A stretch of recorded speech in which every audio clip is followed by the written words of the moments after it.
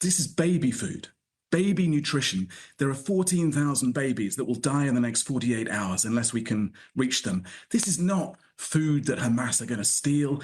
No, we run the risk of looting. We run the risks of being hit as part of the Israeli military offensive. Now, Elon, this claim was reported around the world. It made Israel sound like absolute monsters. 14,000 babies dead in 48 hours. But of course, it was never true, was it?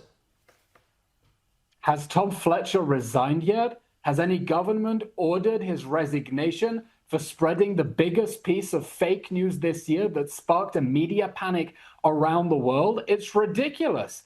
You know, there was a report that claimed that if nothing changes, 14,000 children may face malnutrition in the space of a year, which is terrible. But Tom Fletcher took that and spun it into 14,000 for a second to think how utterly stupid it sounded. But this is a problem we have with the United Nations. Sometimes they spread completely false information. And as Winston Churchill said, a lie can get all the way around the world before the truth is able to pull its pants up. You know, the problem we're dealing with is there are many people who want to believe the worst about Israel. So you know what? Let me say on the broadcast here to Mr. Fletcher, thank you very much.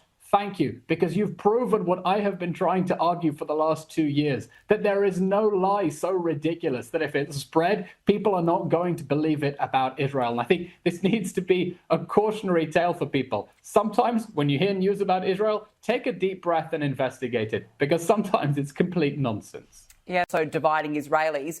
Elon, I guess, you know, the first issue is obviously getting back hostages. The second is what happens to Gaza moving forward. Can you explain Netanyahu's plan, and do you agree with it? Israeli society is now really divided over the course of the war. This has been going on for 19 months, and Israelis want this war to be over. But they know this war needs to be over with the return of the hostages and the defeat of the Hamas regime that invaded with that barbaric massacre on October 7th. Because if this isn't the last Gaza war, there will be a next Gaza war.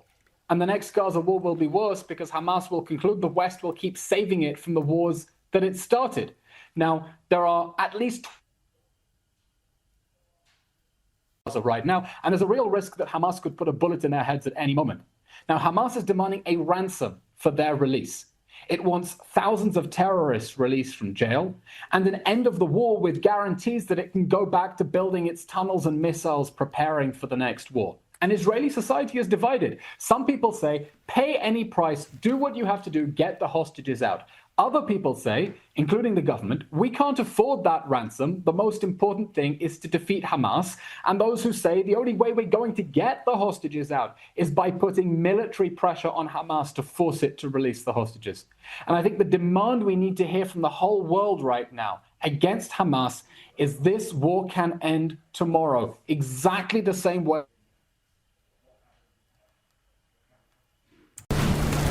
It's a